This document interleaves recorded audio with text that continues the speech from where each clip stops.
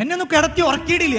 നിങ്ങളോട് ഇങ്ങനെ പറയില്ലേ, ഏത് നേരം നോക്കിയാലും ഫോണ്, ഏത് നേരം നോക്കിയാലും TV, എപ്പോ നോക്കിയാലും ഫ്രണ്ട്സ് മാത്രമേ ഉള്ളൂ, എപ്പോ നോക്കിയാലും അടിച്ചു പൊളിക്കൽ മാത്രമേ ഉള്ളൂ. പഠിക്കണം എന്നൊരു ചിന്ത ഇല്ല, ലൈഫിൽ എന്തെങ്കിലും ആവണം എന്നൊരു ആഗ്രഹം ഇല്ല.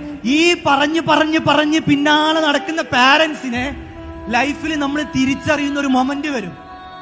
ഞാൻ ഇന്ന് സംസാരിക്കുന്ന എല്ലാ വേദികളിലും ഞാൻ വിജയിച്ചതിന്റെ ഏറ്റവും പ്രധാനപ്പെട്ട കാര്യത്തില് ഞാൻ പറയുന്ന രണ്ട് വ്യക്തികൾ ഉണ്ടെങ്കിൽ അതെന്റെ ഉമ്മയും വാപ്പയാണെന്ന് ഞാൻ പറയലേ. കാരണം അത്രയും പറഞ്ഞിട്ടുണ്ട് അവര്. ഉറങ്ങാൻ സമ്മതിച്ചിട്ടില്ല.